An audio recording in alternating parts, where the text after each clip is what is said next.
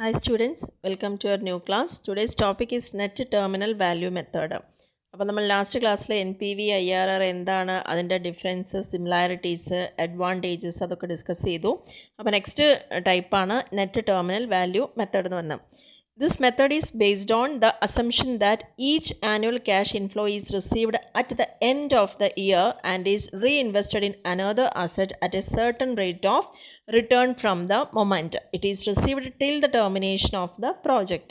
ഇവിടെ നമ്മൾ ചെയ്യുന്നത് ഓരോ വർഷവും നമുക്ക് കിട്ടുന്ന ഒരു പ്രൊജക്റ്റിൽ നിന്ന് കിട്ടുന്ന ആനുവൽ ക്യാഷ് ഇൻഫ്ലോ, ആ ഇൻഫ്ലോനെ നമ്മൾ എന്ത് ചെയ്യും, വേറൊരു അസറ്റിൽ റീഇൻവെസ്റ്റ് ചെയ്യുന്നു. എന്നിട്ട് അതിൽ നിന്ന് കിട്ടുന്ന ആ ഒരു റിട്ടേൺ കാൽക്കുലേറ്റ് ചെയ്യണം. ആ പ്രൊജക്റ്റിൻ്റെ എൻഡിൽ, അതിൻ്റെ ടെർമിനേഷൻ ടൈമിൽ നമ്മൾ എത്ര റിസീവ് ചെയ്യുന്നു എന്നുള്ളതിനെയാണ് നമ്മളിവിടെ നോക്കുന്നത്.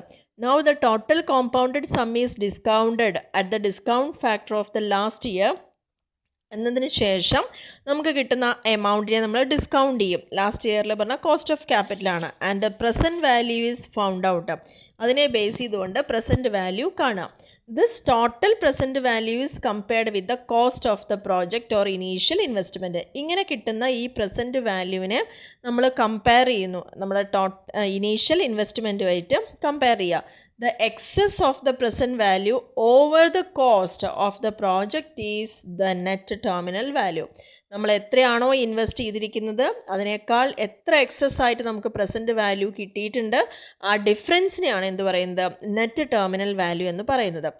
Both NTV and NPV methods are similar in most cases.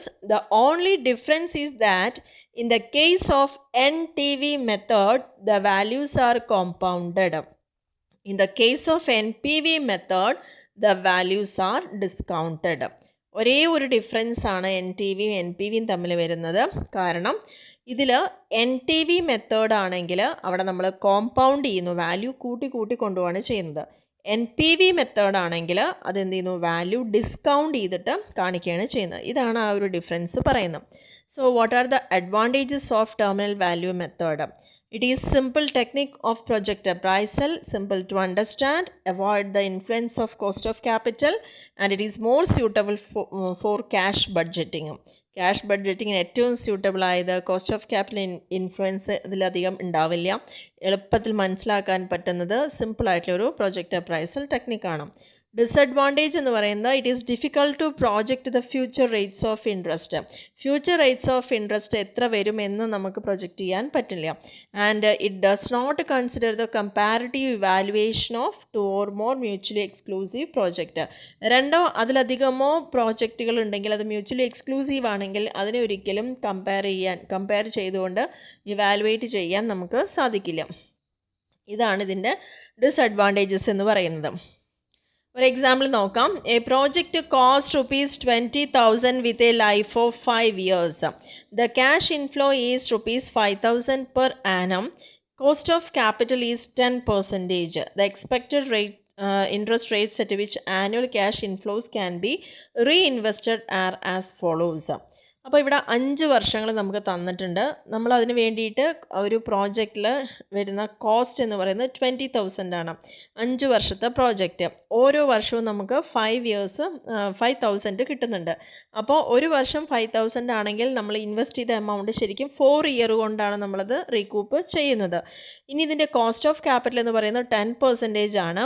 ഇനി നമ്മളിങ്ങനെ ഓരോ വർഷവും കിട്ടുന്ന ഈ 5,000 നമ്മൾ എന്ത് ചെയ്യും, റീഇൻവെസ്റ്റ് ചെയ്യുമ്പോൾ ഫസ്റ്റ് ഇയറിൽ നമ്മൾ 8%, ആദ്യത്തെ വർഷത്തെ കിട്ടുന്ന എമൗണ്ട്, രണ്ടാമത്തെ വർഷത്തെ കിട്ടുന്ന എമൗണ്ട് 8%, മൂന്നാമത്തെ വർഷം കിട്ടുന്ന എമൗണ്ട് നമ്മൾ 9% കിട്ടുന്ന ഇൻവെസ്റ്റ്മെൻറ്റിൽ റീഇൻവെസ്റ്റ് ചെയ്യുന്നു. നാലാമത്തെ വർഷം കിട്ടുന്നത് 6% കിട്ടുന്ന ഒരു പ്രൊജക്റ്റിൽ ഇൻവെസ്റ്റ് ചെയ്യുന്നു. അഞ്ചാമത്തെ കിട്ടുന്നത് 5% വരുന്ന പ്രൊജക്റ്റിൽ ഇൻവെസ്റ്റ് ചെയ്യുന്നു. Advise whether the above project should be accepted or rejected using NTV method.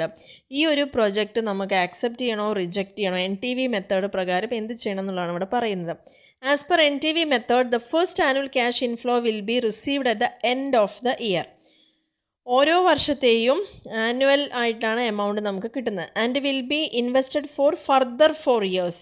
എന്നിട്ട് ആദ്യത്തെ വർഷം നമുക്ക് കിട്ടുന്ന ആ ഒരു വർഷം കഴിയുമ്പോൾ നമുക്ക് കിട്ടുന്ന എമൗണ്ടിനെ നമ്മൾ 4 വർഷത്തേക്ക് ഇൻവെസ്റ്റ് ചെയ്യുന്നു. The cash inflow of the second year can be invested for next 3 yearsലേക്ക് നമ്മൾ ചെയ്യുന്നു. മൂന്നാമത്തെ വർഷം എൻഡിൽ കിട്ടുന്ന എമൗണ്ട് അടുത്ത 2 വർഷത്തേക്ക് ഇൻവെസ്റ്റ് ചെയ്യുന്നു. നാലാമത്തെ വർഷം കിട്ടുന്നതിന് അടുത്ത 1 വർഷത്തേക്ക് ഇൻവെസ്റ്റ് ചെയ്യുന്നു. ഇങ്ങനെയാണ് ആ ഒരു പ്രോസസ്സ് പോകുന്നത്. അപ്പോൾ ഇവിടെ നമുക്ക് ക്വസ്റ്റ്യനിൽ ഇയേഴ്സ് തന്നിട്ടുണ്ട്. ഓരോ വർഷവും നമുക്ക് കിട്ടുന്ന ക്യാഷ് ഇൻഫ്ലോ സെയിം ആണ്, 5,000 ആണ്. അപ്പോൾ ആദ്യത്തെ വർഷാവസാനം കിട്ടുന്ന 5,000 നമുക്കിനി അടുത്ത 4 വർഷത്തേക്കാണ് നമ്മൾ റീഇൻവെസ്റ്റ് ചെയ്യുന്നത്. അപ്പോൾ അതിന് തന്ന പെർസെൻറ്റേജ് എന്ന് പറയുന്നത് 8% ഇവിടെ തന്നിട്ടുണ്ട്. അപ്പോൾ ഈ 8%ലേക്ക് നമുക്ക് നോക്കുമ്പോൾ കോമ്പൗണ്ട് ഫാക്ടർ നമുക്ക് കിട്ടുന്നത് 1.36 ആണ് നമുക്ക് ടേബിൾ വാല്യൂ കിട്ടുന്നത്. അപ്പോൾ നമ്മൾ എന്ത് ചെയ്യും, ഇതിനെ ഇൻറ്റു ചെയ്യുക, 1.360 ഇൻറ്റു 5,000 ചെയ്യുക. അപ്പോൾ നമുക്ക് 6,800 കിട്ടും. അങ്ങനെ ഓരോ വർഷത്തെയും നമ്മളിവിടെ ചെയ്തിട്ട് ഏറ്റവും ലാസ്റ്റ് നമ്മളിങ്ങനെ റീഇൻവെസ്റ്റ് ചെയ്തതിന് ശേഷം ഓരോ വർഷം എൻഡിൽ നമുക്ക് എന്ത് കിട്ടും എന്നുള്ള ആ എമൗണ്ടാണ് ഇവിടെ നമ്മൾ കാൽക്കുലേറ്റ് ചെയ്തിരിക്കുന്നത്. അപ്പോൾ ടോട്ടൽ കോമ്പൗണ്ടഡ് സം എന്ന് പറയാൻ 29,330 ആണ്. ഈ 29,330യും അതിൽ നിന്ന് നമ്മൾ എന്ത് ചെയ്യും, compounded sum will be discount ചെയ്യണം, cost of capital for 5 years. അപ്പോൾ discount factor of the 5th year എന്ന് പറയുന്നത് അറ്റ് 10%ലേക്ക് പറയുന്നത്. കാരണം ക്വസ്റ്റ്യനിൽ ക്ലിയർ ആയി പറഞ്ഞിട്ടുണ്ട് കോസ്റ്റ് ഓഫ് ക്യാപിറ്റൽ 10% ആണെന്ന്. അപ്പോൾ 5th yearൻ്റെ 10% നോക്കുക, അത് 0.621 ആണ്. അപ്പോൾ sum of the present value എത്രയാണ്, നമുക്ക് 29,330 ആണ് ഇവിടെ കിട്ടിയിരിക്കുന്നത്. അത് ഇൻറ്റു ഈ ഡിസ്കൗണ്ട് ഫാക്ടറായിട്ട് ഇൻറ്റു ചെയ്യാം. അപ്പോൾ 18,214 ആണ് കിട്ടുക. അപ്പോൾ ആ ഡിഫറൻസ് നമുക്ക് നോക്കാം. 18,214 മൈനസ് നമ്മുടെ ഇനീഷ്യൽ കോസ്റ്റ് എത്രയാണ്, 20,000 ആണ്. അപ്പോൾ അത് മൈനസ് ചെയ്യുമ്പോൾ നമുക്ക് മൈനസ് ഫിഗറാണ് കിട്ടുന്നത്. അപ്പോൾ നെഗറ്റീവാണ് ഇവിടെ. അപ്പോൾ NTV നെഗറ്റീവ് ആയാൽ നമ്മൾ എന്ത് ചെയ്യും, hence the project is rejected. ഏറ്റവും ഇമ്പോർട്ടൻ്റ് ആയിട്ടുള്ളൊരു നോട്ട് എന്ന് പറയുന്നത്, in all capital budgeting techniques except ARR the cash inflow is the operating profit after tax but before depreciation. ARR method ഒഴികെയുള്ള ബാക്കിയുള്ള എല്ലാ ക്യാപിറ്റൽ ബഡ്ജറ്റിംഗ് ടെക്നിക്കിലും ക്യാഷിൻ്റെ ഇൻഫ്ലോ എന്ന് പറയുന്നത് operating profit എങ്ങനെ എടുക്കുന്നത്, ടാക്സ് കൊടുത്തതിന് ശേഷം എന്നാൽ ഡിപ്രീസിയേഷൻ ചാർജ് ചെയ്യുന്ന മുന്നേ ഉള്ള എമൗണ്ടിനെയാണ് ഓപ്പറേറ്റിംഗ് പ്രോഫിറ്റ് എന്നവിടെ പറയുന്നത്. Only in ARR method the cash inflow is the profit after depreciation and tax. ARR മെത്തേഡിൽ മാത്രമാണ് നമ്മൾ എന്ത് ചെയ്യുന്നത്, നമുക്ക് കിട്ടുന്ന ഓപ്പറേറ്റിംഗ് പ്രോഫിറ്റ് ഡിപ്രീസിയേഷനും ടാക്സും കൂടി കൊടുത്തതിന് ശേഷം വരുന്നതിനാണ് ഓപ്പറേറ്റിംഗ് പ്രോഫിറ്റ് ആയിട്ട് കൺസിഡർ ചെയ്യുന്നുള്ളൂ. ബാക്കി എല്ലാ മെത്തേഡിലും നമ്മൾ എന്താ ചെയ്യുന്നത്, ടാക്സ് കൊടുക്കും, പക്ഷേ ഡിപ്രീസിയേഷൻ കൊടുക്കുന്നതിന് മുന്നുള്ള പ്രോഫിറ്റാണ് അവിടെ കണക്കാക്കുന്നത്. ഇതാണ് ഡിഫറൻസ് എന്ന് പറയുന്നത്. അപ്പോൾ ഈ ക്യാപിറ്റൽ ബഡ്ജറ്റിംഗ് ടെക്നിക്സ് ഇവിടെ കംപ്ലീറ്റ് ആയിട്ടുണ്ട്. നെക്സ്റ്റ് അതിൽ ഒരു കാര്യം കൂടി പറയുന്നത് റിസ്ക് അനാലിസിസ് ആണ്. എന്താണ് റിസ്ക് എന്ന് പറഞ്ഞു കഴിഞ്ഞാൽ, അൺസർട്ടനിറ്റീസ് ആണ് റിസ്ക് എന്ന് പറഞ്ഞാൽ. We cannot predict the future. All the points indicate the high degree of risk and uncertainties associated with the capital expenditure decision. നമ്മൾ ഒരു ഹ്യൂജ് എമൗണ്ട് ഒരു ലോങ് ടേം പീരീഡിലേക്കാണ് ക്യാപിറ്റൽ എക്സ്പെൻഡിച്ചർ എന്ന് പറയുന്നത്. നമ്മൾ ഇൻവെസ്റ്റ് ചെയ്യുമ്പോഴാണ് ക്യാപിറ്റൽ എക്സ്പെൻഡിച്ചർ എന്ന് പറയുന്നത്. അപ്പോൾ ഇതിൻ്റെ നേച്ചർ എന്താണ്, എന്താ ക്യാപിറ്റൽ ബഡ്ജറ്റിങ് അല്ലെങ്കിൽ അങ്ങനെയുള്ള കാര്യങ്ങളെല്ലാം നമ്മൾ ഓൾറെഡി ഡിസ്കസ് ചെയ്തിട്ടുണ്ട്. അപ്പോൾ ഈ ഒരു ഡിസിഷൻ എടുക്കുമ്പോൾ ഹെവി എമൗണ്ട് അല്ലെങ്കിൽ ലാർജ് എമൗണ്ട് ഇൻവെസ്റ്റ് ചെയ്യുന്നതിൻ്റെ ഒപ്പം തന്നെ എന്തുണ്ടാവും, റിസ്ക് ഈസ് ഓൾസോ ഹൈ. ആ റിസ്ക്കും ആ എമൗണ്ട് ഇൻവെസ്റ്റ് ചെയ്യുന്നതനുസരിച്ച് അല്ലെങ്കിൽ കാലയളവിനനുസരിച്ച് എന്താണ്, അതും ഹൈ ആയിരിക്കും.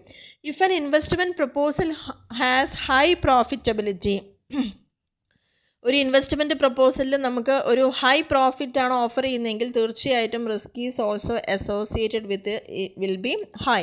അപ്പോൾ റിസ്ക്കും അത്രത്തോളം ഹൈ ആയിരിക്കും. If the risk is high then the investors money is unsafe. അപ്പോൾ റിസ്ക് കൂടുന്തോറും ഇൻവെസ്റ്റ് ചെയ്യുന്ന ആളുടെ പൈസയും എന്താണ്, സേഫ് അല്ലാതെ മാറുകയാണ് അവിടെ ചെയ്യുന്നത്. Therefore it becomes very essential to make risk analysis. അതുകൊണ്ട് തന്നെ ഒരു ഇൻവെസ്റ്റ്മെൻറ്റ് പ്രപ്പോസൽ നമുക്ക് കിട്ടിക്കഴിഞ്ഞാൽ നമുക്ക് വളരെയധികം നമ്മൾ ശ്രദ്ധിക്കണം. ഒരുപാട് റിസ്ക് അനാലിസിസ് ആണ് before the management goes ahead with the project. ആ പ്രോജക്റ്റുമായി നമ്മൾ മാനേജ്മെൻറ്റ് മുന്നോട്ട് പോവുകയാണെങ്കിൽ അവിടെ റിസ്ക് അനലൈസ് ചെയ്യണം എന്നുള്ളതാണ് പറയുന്നത്. So what is risk analysis? എന്താണ് ഇവിടെ പറയുന്നത്? Acceptability of a project mainly depends upon the returns and risk. നമ്മൾ ഫസ്റ്റ് പറഞ്ഞിട്ടുണ്ടായിരുന്നു return and risk trade off. ഇത് രണ്ടും ഒരേപോലെ പോകുന്ന പ്രൊജക്റ്റുകളെ നമുക്ക് എടുക്കാൻ പറ്റുള്ളൂ. A firm should consider risk while estimating the required rate of return on A project. ഒരു പ്രൊജക്റ്റിൻ്റെ ഓഫർ നമ്മൾ വന്നു കഴിഞ്ഞാൽ അതിൽ നമുക്കറിയാം ഇത്ര പെർസെൻറ്റേജ് നിങ്ങൾക്ക് റിട്ടേൺ തരാം എന്ന് പറയുമ്പോൾ ആ റിട്ടേൺ മാത്രമല്ല മാത്രമല്ല നമ്മൾ നോക്കുന്നതിൻ്റെ ഒപ്പം കൂടിയിട്ട് risk associated with the project അതുകൂടി കൺസിഡർ ചെയ്യണം. Generally there is A positive correlation between risk and return. എപ്പോഴും ഈ റിസ്ക്കും റിട്ടേണും തമ്മിലൊരു പോസിറ്റീവ് കോറിലേഷനാണ്. പോസിറ്റീവ് കോറിലേഷൻ പറഞ്ഞാൽ എന്താണ്? റിട്ടേൺ ഹൈ ആണെങ്കിൽ റിസ്ക്കും അതേപോലെ ഹൈ ആവാം, ഒരേ ദിശയിലേക്ക് മൂവ് ചെയ്യുക. അതേപോലെ തന്നെ റിസ്ക് കുറവാണെങ്കിൽ റിട്ടേണും കുറവായിരിക്കും. Before investing funds in a project, ഒരു പ്രൊജക്റ്റിൽ ഇൻവെസ്റ്റ് ചെയ്യുന്നതിന് മുന്നേ it is necessary to consider the risk and return associated with all the alternative investment options. നമുക്ക് ഇൻവെസ്റ്റ് ചെയ്യാനുള്ള ഓപ്ഷൻസ് എത്ര ഉണ്ടോ, അതിലത്തെ എത്ര ഓൾട്ടർനേറ്റീവ്സ് ഉണ്ടോ എല്ലാം കമ്പയർ ചെയ്തിട്ട് വേണം അതിൻ്റെ റിസ്ക്കും റിട്ടേണും കൺസിഡർ ചെയ്യാൻ. The process of comparing the risk and returns to select the most profitable investment proposal is known as risk-return analysis. Thus, the objective of risk-return analysis is to select the best project or investment proposal. അപ്പോൾ ഏറ്റവും നല്ലൊരു investment proposal select ചെയ്യുക എന്നുള്ളതാണ് ഇവിടെ പറയുന്നത്. The best project is one which has highest return and lowest risk. അപ്പോൾ എപ്പോഴും return കൂടുതൽ കിട്ടുന്നതും റിസ്ക് കുറവുള്ള പ്രോജക്റ്റാണ് നമ്മൾ സെലക്ട് ചെയ്യേണ്ടത്. ഇനി എന്താണ് ഈ ഒരു റിസ്ക് അനാലിസിസിൻ്റെ ആവശ്യകത ക്യാപിറ്റൽ ബഡ്ജറ്റിങ്ങിൽ? Risk in an investment refers to the variability that likely to arise in future between the estimated returns and actual returns from the investment proposal. Investment പ്രപ്പോസലിൽ നിന്ന് നമ്മൾ എന്താ നോക്കുക? ആക്ച്വൽ റിട്ടേൺസ് നമ്മൾ എത്ര കിട്ടുമെന്ന് എസ്റ്റിമേറ്റ് ചെയ്യുക. എന്നതിന് ശേഷം കയ്യിൽ കിട്ടിക്കഴിഞ്ഞാൽ അതിൻ്റെ ആക്ച്വൽ റിട്ടേൺസ് എന്താണ് നോക്കുക. അവ തമ്മിലുള്ള ആ ഒരു ഫ്യൂച്ചർ ഡിഫറൻസ്, അതിനെയാണ് നമ്മൾ ആ വേരിയേഷനെയാണ് എന്ത് പറയുക? റിസ്ക് എന്ന് പറയുന്നത്. The actual return from an investment proposal shall be different from the estimated returns due to a number of reasons. Project start ചെയ്യുന്ന മുന്നേ നമുക്ക് കിട്ടുന്ന, നമ്മൾ എസ്റ്റിമേറ്റ് ചെയ്യുന്ന ഒരു നമ്പർ ഉണ്ടായിരിക്കും, അതായത് ഇത്ര % നമുക്ക് റിട്ടേൺ കിട്ടും. ആക്ച്വലി നമ്മളത് ഇംപ്ലിമെൻറ്റ് ചെയ്താൽ നമുക്ക് എന്താണോ കിട്ടുന്നത്, അപ്പോൾ അവ തമ്മിലുള്ള ആ ഡിഫറൻസ് അവിടെ നോക്കുക. എന്തുകൊണ്ട് ആ ഡിഫറൻസ് വന്നു? There are lot of or number of reasons. Some of the important reasons are ടെക്നിക്കലായിട്ടുള്ളത്, economical, political, cyclical fluctuation, financial, foreign exchange, taxation, അങ്ങനെ ഒരുപാട് റീസൺ കൊണ്ടാണ് ആ വേരിയേഷൻ അവിടെ വന്നത്. Thus the risk is involve in every capital budgeting decisions as risk is involved in every investment proposal. It is necessary to take into account the risk factor while taking the capital budgeting decisions. അപ്പോൾ if the risk is not considered, the firm cannot maximize its returns. Risk consider ചെയ്യാതെ ഒരു ഫേമിന് അതിൻ്റെ റിട്ടേണും maximise ചെയ്യാൻ പറ്റില്ല. And it cannot be eliminated completely from any financial or investment decision.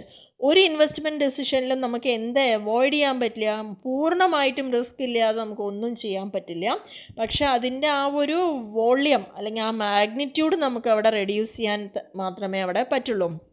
It can be minimised through proper risk return analysis. നല്ലൊരു risk return analysis നമ്മൾ നടത്തിക്കഴിഞ്ഞാൽ നമുക്കൊരു പരിധി വരെ റിസ്കിനെ മിനിമൈസ് ചെയ്യാം എന്നുള്ളതാണ് പറയുന്നത്. We know that investment decision always involve trade off between the risk and return. എല്ലാ investment ഡിസിഷനും എന്തുതന്നെയാണ്? റിസ്ക്കും റിട്ടേണും തമ്മിൽ ഒരു ട്രേഡ് ഓഫ് വേണം. Assessing risk and incorporating the same in the final decision is an integral part of financial analysis. So next we move to what are the methods or techniques of risk analysis. എന്തൊക്കെയാണ് ഈ risk analyse ചെയ്യാനുള്ള ടെക്നിക്കുകളെന്ന്? 2 തരത്തിലുള്ള ടെക്നിക്കുള്ളത്. ഒന്ന് general or traditional method, modern or quantitative methods. അതിൽ first one general or traditional technique. General or traditional ടെക്നിക്സിൽ first point വരുന്നത് risk adjusted discount rate. Risk adjusted discount rate എന്ന് പറഞ്ഞു കഴിഞ്ഞാൽ generally a firm is to ready to accept at a lower rate of return from a project if the risk involve is less. സാധാരണ നമ്മൾ എന്താ ചെയ്യുക? നമുക്ക് risk എടുക്കാൻ വയ്യ, അതുകൊണ്ട് റിസ്ക് കുറവുള്ളതും റിട്ടേൺ കുറവുള്ള പ്രോജക്റ്റ് ചിലപ്പം ആക്സെപ്റ്റ് ചെയ്യാറുണ്ട്. If there is more risk and higher rate of return shall be expected. Risk കൂടുന്തോറും നമ്മുടെ റിട്ടേണും കൂടും. Under the risk adjusted discount rate പറഞ്ഞു കഴിഞ്ഞാൽ ചില അഡ്ജസ്റ്റ്മെൻറ്റുകൾ അവിടെ നമ്മൾ നടത്തുകയാണ്, ഡിസ്കൗണ്ട് റേറ്റിൽ നടത്തുകയാണ് ചെയ്യുന്നത്. എന്തിനു വേണ്ടിയിട്ടാണെന്ന് വെച്ചാൽ degree of risk associated with the project. ആ പ്രോജക്റ്റിൽ എത്രത്തോളം റിസ്ക് അസോസിയേറ്റ് ചെയ്തിട്ടുണ്ട്, അതിൻ്റെ ഡിഗ്രി എത്രയാണ്, അതിനെ അഡ്ജസ്റ്റ് ചെയ്യണം. If the risk is high the discount rate is raised. അപ്പോൾ നമ്മൾ എന്ത് ചെയ്യും, റിസ്ക് കൂടുതലാണെന്ന് തോന്നിക്കഴിഞ്ഞാൽ നമ്മൾ കൊടുക്കുന്ന ഡിസ്കൗണ്ട് റേറ്റും കുറച്ചും കൂടിയിട്ട് റേസ് ചെയ്യുക. How much to add depends upon the degree of risk. എത്ര കൂട്ടണം എന്ന് നമ്മൾ തീരുമാനിക്കുന്നത് ആ റിസ്കിൻ്റെ ഡിഗ്രീനെ ബേസ് ചെയ്തിട്ടാണ്. Suppose the management desires a rate of return 12%. അപ്പോൾ നമ്മളോട് പറയുകയാണ് ഒരു ഇൻവെസ്റ്റ്മെൻറ്റ് പ്രപ്പോസൽ വന്നു കഴിഞ്ഞാൽ നിങ്ങൾക്ക് ഇന്ന് 12% റിട്ടേൺ കിട്ടും. If the project is risky, നമ്മൾ ആ റിസ്ക് പ്രീമിയം കൂടി ഒരു 3% കൂടി അവിടെ ആഡ് ചെയ്യുക. അപ്പോൾ അവിടെ നമുക്ക് എത്ര കിട്ടും ഡിസ്കൗണ്ട് റേറ്റ്? അപ്പോൾ നമ്മൾ എത്ര കൺസിഡർ ചെയ്യുക? ഒരു 15% കൺസിഡർ ചെയ്യുക. കാരണം നമ്മൾ റിസ്കിനെ കൂടി ഉൾപ്പെടുത്തിയിട്ടാണ് അവിടെ അത് ചെയ്യുന്നത്. This means that cash inflows will be discounted by 15% discount rate. അപ്പോൾ this gives lesser present value of the cash flows. ഇങ്ങനെ നമ്മൾ കമ്പ്യൂട്ട് ചെയ്യുകയാണെങ്കിൽ നമ്മുടെ present value of cash flow എന്തായിരിക്കും? കുറവായിരിക്കും. അപ്പോൾ റിസ്ക് അഡ്ജസ്റ്റ് ചെയ്തിട്ട് അതിനെ ഈക്വൽ ആക്കുക. Risk free rate of return plus risk premium for investing in a risky project. ഒരു റിസ്കി പ്രോജക്റ്റിൽ നമ്മൾ ഇൻവെസ്റ്റ് ചെയ്യുമ്പോൾ അതിന് റിസ്ക് ഫ്രീ ആയിട്ട് എത്ര റിട്ടേൺ കിട്ടും നോക്കുക, അതിൻ്റെ ഒപ്പം റിസ്ക് പ്രീമിയം കൂടിയിട്ട് ആഡ് ചെയ്യുക. ഈ റിസ്ക് ഫ്രീ റേറ്റ് എന്ന് പറഞ്ഞാൽ എന്താണ്? The rate which the future cash inflow should be discounted if there had be no risk. അവിടെ റിസ്ക് ഇല്ലാതെ തന്നെ ഫ്യൂച്ചർ ക്യാഷ് ഇൻഫ്ലോ എത്ര ഡിസ്കൗണ്ട് ചെയ്തെടുക്കാൻ പറ്റും, അതിനെയാണ് റിസ്ക് ഫ്രീ എന്ന് പറയുന്നത്. അപ്പോൾ എന്താണ് റിസ്ക് പ്രീമിയം റേറ്റ് എന്ന് പറഞ്ഞു കഴിഞ്ഞാൽ? It is the extra return expected by investors over the normal rate. Over the normal rate, normal rate എന്താണോ അതിനേക്കാൾ എക്സ്ട്രാ ആയിട്ട് നമുക്ക് എത്ര കിട്ടും എന്നുള്ളതാണ് നോക്കുന്നത്. ഈ നോർമൽ റേറ്റിനെ തന്നെ എന്ത് പറയുന്നത്? റിസ്ക് ഇല്ലാതെ വരുന്ന റേറ്റ് എന്ന് പറയുന്നത് റിസ്ക് ഫ്രീ റേറ്റ് എന്ന് പറയുന്നത്. A higher discount rate will be used for more risky project and lower rate for less risky project. അപ്പോൾ ഈ ഡിസ്കൗണ്ട് റേറ്റ് കൂടുതൽ നമ്മൾ എടുക്കുന്നത് കൂടുതൽ റിസ്ക് ഉള്ള പ്രോജക്റ്റിനാണ്. അതേപോലെ ലോവർ റേറ്റാണ് എടുക്കുന്നതെങ്കിൽ അതിൽ റിസ്ക് കുറവായിരിക്കും. ഇതിൻ്റെ മെറിറ്റ് എന്തൊക്കെയാണ്? വളരെ സിമ്പിളാണ്, ഈസി ടു കാൽക്കുലേറ്റ് ആണ്. കോമ്പൻസേഷൻ നമ്മൾ കൊടുക്കുന്നുണ്ട്, അല്ലെങ്കിൽ കൺസിഡർ ചെയ്യുന്നുണ്ട് റിസ്ക് ഫാക്ടറിനെ. ആൻഡ് ഇത് NPV IRR മെത്തേഡിൽ യൂസ് ചെയ്യാൻ പറ്റും. It takes into account the risk averse attitude of investors. Investors എത്രത്തോളം റിസ്കിനെ കുറിച്ച് അവെയർ ഉള്ളവരാണ്, അതെല്ലാം കൺസിഡർ ചെയ്തുകൊണ്ടാണ് നമ്മൾ ഈ ഒരു മെത്തേഡ് അഡോപ്റ്റ് ചെയ്യുന്നത്. ഡീമെറിറ്റ് എന്ന് പറഞ്ഞു കഴിഞ്ഞാൽ പ്രത്യേകിച്ച് ഒരു സയൻറ്റിഫിക് ആയിട്ടുള്ള വേ ഒന്നുമില്ല. റിസ്ക് പ്രീമിയം ഡിറ്റർമിൻ, ഇപ്പോൾ നമ്മൾ നേരത്തെ എക്സാമ്പിൾ പറഞ്ഞ പോലെ 12% റിട്ടേൺ ഓഫർ ചെയ്യുന്നുണ്ടെങ്കിൽ നമ്മളായിട്ട് ഒരു 3% കൂടി ആഡ് ചെയ്യുന്നു. അപ്പോൾ ഒരു 15% ഡിസ്കൗണ്ട് റേറ്റ് നമ്മൾ കാണുന്നു. അല്ലാണ്ട് പ്രത്യേകിച്ചൊരു സയൻറ്റിഫിക് വേ ഇല്ലെങ്കിൽ ഇന്ന മെത്തേഡ് യൂസ് ചെയ്യുക എന്നുള്ളതൊന്നും അവിടെ പറയുന്നില്ല. ഈ മെത്തേഡിൻ്റെ പ്രത്യേകത സബ്ജക്റ്റീവാണ്. സബ്ജക്റ്റീവ് എന്ന് പറഞ്ഞാൽ എന്താ? ആര് ഇത് ഏത് പേഴ്സൺ യൂസ് ചെയ്യുന്നോ ആ പേഴ്സണെ ഡിപ്പെൻഡ് ചെയ്തിരിക്കും അവരുടെ ആ തീരുമാനങ്ങൾ. കാരണം ഞാൻ എടുക്കുന്ന തീരുമാനമാവില്ല വേറൊരാൾ എടുക്കുന്നത്. അപ്പോൾ അത് പ്യുവർലി സബ്ജക്റ്റീവ് ആൻഡ് കോൺട്രവേഴ്സ്യൽ. ആ വെയിറ്റ് എത്ര കൊടുക്കണം എന്നുള്ളതൊന്നും നമുക്ക് അറിയില്ല. അത് പേഴ്സണൽ ജഡ്ജ്മെൻറ്റിനെ ബേസ് ചെയ്തിട്ടായിരിക്കും ഉണ്ടായിരിക്കുക. പിന്നെ future cash flow of a project which is subject to risk. Future cash flow of a project which is subject to risk എന്നാണ് പറയുന്നത്. ഫ്യൂച്ചറിലെ ക്യാഷ് ഫ്ലോ എന്ന് പറയുന്നത് എന്താണ്? അതെപ്പോഴും ആ റിസ്കിനെ ബേസ് ചെയ്തിട്ടേ കിട്ടുള്ളൂ. നമ്മൾ എത്ര പെർസെൻറ്റേജ് ഫിക്സ് ചെയ്താലും അവിടെ റിസ്ക് ഹാപ്പൺ ചെയ്താൽ തീർച്ചയായിട്ടും അതിൽ വേരിയേഷൻസ് ഉണ്ടായിരിക്കും. Assumes that the risk increases within time at a constant rate. This is not valid. നമ്മൾ അസ്യൂം ചെയ്യാണ് റിസ്ക് കൂടും, ഒരു കോൺസ്റ്റൻറ്റ് റേറ്റിൽ തന്നെ റിസ്ക് പോകുന്നതാണ് അവിടെ പറയുന്നത്. ചിലപ്പോൾ അത് അതിലും അപ്പുറമായിട്ട് അതും കവിഞ്ഞുകൊണ്ട് റിസ്ക് വരാനുള്ള ചാൻസ്. നമ്മളൊരു കോൺസ്റ്റൻറ്റ് റേറ്റാണ് ഇവിടെ ഫിക്സ് ചെയ്യുന്നത്. ഇപ്പോൾ 12 എന്നുള്ളത് നമ്മളൊരു 3%, പക്ഷേ 3 തന്നെ ആയിക്കൊള്ളുന്നില്ല. അപ്പോൾ അതുകൊണ്ട് തന്നെ എന്താണ്, ഒരു കോൺസ്റ്റൻറ്റ് റേറ്റിലൊന്നും അത് ഫിക്സ് ചെയ്യാൻ പറ്റില്ല. ഇനി ഇതിൻ്റെ ഡിസിഷൻ എടുക്കുന്നത് പറഞ്ഞാൽ risk adjusted rate of discount can be both used in NPV and IRR. ഇവിടെ NPV ഈസ് യൂസ്ഡ്, നമ്മൾ NPV ആണ് യൂസ് ചെയ്യുന്നതെങ്കിൽ അവിടെ നമ്മൾ നോക്കുന്നത് ഹയർ NPV ഉള്ളത് discount rate risk adjusted rate of discount should be selected. Higher NPV ഉള്ളതാണ് നമ്മൾ സെലക്ട് ചെയ്യുക. IRR മെത്തേഡ് ആണെങ്കിൽ IRR greater than the risk adjusted rate of return. ഇവിടെ IRR കൂടി നിൽക്കണം. രണ്ടിലും ഇത്രയേ ഉള്ളൂ. NPV സെലക്ട് ചെയ്താൽ NPV കൂടണം ആ റേറ്റിനെക്കാട്ടിലും. IRR ആണെങ്കിൽ IRR ആണ് കൂടേണ്ടത്. ഇങ്ങനെയാണ് അത് സെലക്ട് ചെയ്യുന്നത്. അപ്പോൾ അതിൻ്റെ ഒരു പ്രോബ്ലം നമുക്ക് നോക്കാം. Arun Limited is considering a new project. 2 alternative proposals are available, X and Y, each costing 5 lakh. Cash inflows are expected to be under. Arun limited ഒരു പ്രൊജക്റ്റ് ആക്സെപ്റ്റ് ചെയ്യുന്നുണ്ട്. എക്സ് പറഞ്ഞ പ്രൊജക്റ്റും വൈ പറഞ്ഞ പ്രൊജക്റ്റും. അതിലേതാണ് ബെറ്റർ എന്നുള്ളതാണ് നമ്മോട് ചോദിക്കുന്നത്. രണ്ടിനും ഇൻവെസ്റ്റ്മെൻറ്റ് എത്രയാണ് വരുന്നത്? 5 ലാക്കാണ് വരുന്നത്. ഓരോ പ്രൊജക്റ്റിൽ നിന്നും 4 വർഷം കൊണ്ട് കിട്ടുന്ന ഇൻഫ്ലോയും അവർ പറയുന്നുണ്ട്. Company has target rate of return capital 10% ആണ്. അവർ രണ്ടെന്നും പ്രതീക്ഷിക്കുന്നത് 10% rate of return. Risk premium rate 2%, 8%. ആദ്യത്തെ കേസിന് 2% കൂട്ടിയെടുക്കാം നമുക്ക്, രണ്ടാമത്തേന് 8% പറയുന്നത്. അപ്പോൾ ഏത് പ്രൊജക്റ്റാണ് ബെറ്റർ എന്നാണ് ചോദിക്കുന്നത്. അപ്പോൾ നമ്മളിവിടെ ആദ്യം നോക്കുന്നത് റിസ്ക് അഡ്ജസ്റ്റഡ് ഡിസ്കൗണ്ട് റേറ്റ് കാണാം. അപ്പോൾ നോർമൽ റിട്ടേൺ എന്ന് പറയുന്നത് എന്താണ്? 10% ആണ്. ആദ്യത്തെ കേസാണെങ്കിൽ റിസ്ക് പ്രീമിയം 2 എന്ന് പറയുമ്പോൾ അവിടെ 10 + 2 12%. രണ്ടാമത്തെ കേസിൽ 8% പറയുമ്പോൾ 10 + 8 18%. ഇതാണ് ആ ഡിസ്കൗണ്ട് റേറ്റ് വരുന്നത്. അപ്പോൾ ഫസ്റ്റ് പ്രൊജക്റ്റ് എക്സ് നോക്കുക. 4 വർഷം തന്നിട്ടുണ്ട്, ഓരോ വർഷത്തെയും ക്യാഷ് ഇൻഫ്ലോ തന്നിട്ടുണ്ട്. അപ്പോൾ അതിനെ നമ്മൾ കാണേണ്ടത് ഏത് പെർസെൻറ്റേജിലാണ്? ഡിസ്കൗണ്ട് റേറ്റ് തന്നതുകൊണ്ട് 12%ലാണ് കാണേണ്ടത്. 12% റേറ്റ് എത്രയാണെന്നുള്ളത് നമുക്ക് പ്രസൻറ്റ് വാല്യൂ ടേബിളിൽ നിന്ന് കിട്ടും, ഡിസ്കൗണ്ട് ഫാക്ടർ നോക്കിയാൽ. അപ്പോൾ അവ തമ്മിൽ ഇൻറ്റു ചെയ്യുക. ഏറ്റവും അവസാനം ടോട്ടൽ കാണുമ്പോൾ 4,29,330 കിട്ടും. അതിൽ നിന്ന് ഇതിൻ്റെ കോസ്റ്റ് എത്രയാണ്? 5 ലാക്ക് അല്ലേ പറഞ്ഞത് ഇൻവെസ്റ്റ്മെൻറ്റ്. അപ്പോൾ 5 ലാക്ക് ലെസ് ചെയ്യുമ്പോൾ മൈനസ് ഫിഗറാണ് NPV ഇവിടെ കിട്ടുന്നത്, 70,670. ഇതേപോലെ തന്നെ പ്രൊജക്റ്റ് വൈ നോക്കുക. 4 വർഷത്തെ ക്യാഷ് ഇൻഫ്ലോ തന്നിട്ടുണ്ട്, 18% ഡിസ്കൗണ്ട് ഫാക്ടറിലാണ് ഇവിടെ കാണേണ്ടത്. അവ തമ്മിൽ ഇൻറ്റു ചെയ്യുന്നു, അതിന് ശേഷം അത് ടോട്ടൽ ചെയ്യുക. ടോട്ടൽ ചെയ്തിട്ട് നമ്മുടെ ആ കോസ്റ്റ് സ്റ്റാർട്ടിങ്ങിൽ ഇൻവെസ്റ്റ് ചെയ്യുന്ന എമൗണ്ട് ലെസ് ചെയ്യുമ്പോൾ നമുക്ക് 4,580 രൂപയാണ് വരുന്നത്. അത് പോസിറ്റീവ് ഫിഗറാണ്. അപ്പോൾ ഇവിടെ എന്താ പറയുന്നത്? Even at a higher discount rate project yields higher NPV. അപ്പോൾ ഇവിടെ നമ്മൾ ഡിസ്കൗണ്ട് റേറ്റ് കൂട്ടിയപ്പം ഹയർ ഡിസ്കൗണ്ട് റേറ്റ് വരുമ്പോൾ അവിടെ എന്താണ്? NPV ഹയർ ആണ്.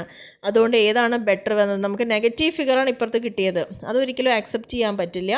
നേരത്തെ നമ്മൾ പറഞ്ഞ പോലെ NPV കൂടി നിൽക്കണം, IRRും കൂടി നിൽക്കണം, ആ പ്രൊജക്റ്റ് നമ്മൾ സെലക്ട് ചെയ്യുള്ളൂ. അപ്പോൾ ഇവിടെ നമുക്ക് സെലക്ട് ചെയ്യാൻ പറ്റുന്നത് പ്രൊജക്റ്റ് വൈ ആണ് എന്നുള്ളതാണ് പറയുന്നത്. കാരണം ആ റിസ്ക് ഫാക്ടർ കൺസിഡർ ചെയ്ത് നമ്മളിങ്ങനെ ഈ മെത്തേഡിൽ ചെയ്യുമ്പോഴാണ് നമുക്കിത് കിട്ടുന്നത്. അപ്പോൾ ഇങ്ങനെയാണ് നമ്മൾ നോക്കുന്നത്, റിസ്ക് അഡ്ജസ്റ്റഡ് ഡിസ്കൗണ്ട് റേറ്റ് ചെയ്യേണ്ട വിധം എന്ന് പറയുന്നത്. അപ്പോൾ റിസ്ക് അനാലിസിസിൻ്റെ ട്രഡീഷണൽ ടെക്നിക്കായിട്ടുള്ള റിസ്ക് അഡ്ജസ്റ്റഡ് ഡിസ്കൗണ്ട് റേറ്റ് ആണ് ഇവിടെ പറഞ്ഞിരിക്കുന്നത്. ഇനി രണ്ടാമതൊരു മെത്തേഡും കൂടി ഇവിടെ വരുന്നുണ്ട്, അത് മാത്രമാണ് ഇപ്പോൾ ഡിസ്കസ് ചെയ്യുന്നുള്ളൂ. അത് നെക്സ്റ്റ് ക്ലാസ്സിൽ നമുക്ക് നോക്കാം. അപ്പോൾ ഇതുവരെ പറഞ്ഞിട്ടുണ്ടായിരുന്ന മെത്തേഡുകൾ മെയിനായിട്ട് NTV മെത്തേഡ് എന്താണ്, അതിൻ്റെ അഡ്വാൻറ്റേജ് ഡിസഡ്വാൻറ്റേജ്, ഒരു പ്രോബ്ലം പറഞ്ഞിട്ടുണ്ട്. പിന്നെ റിസ്ക് അനാലിസിസിൻ്റെ ഇമ്പോർട്ടൻസ് എന്താണ്, ഈ അനാലിസിസ് നടത്തേണ്ടത് എങ്ങനെയാണ്, അതിൻ്റെ മെത്തേഡ്സ് ഏതാണ്. അതിൽ first traditional method risk adjusted discount rate എന്താണെന്നുള്ളതാണ് ഇവിടെ പറഞ്ഞിരിക്കുന്നത്. അപ്പോൾ ക്ലാസ് എല്ലാവർക്കും ക്ലിയർ ആയി എന്ന് വിചാരിക്കുന്നു.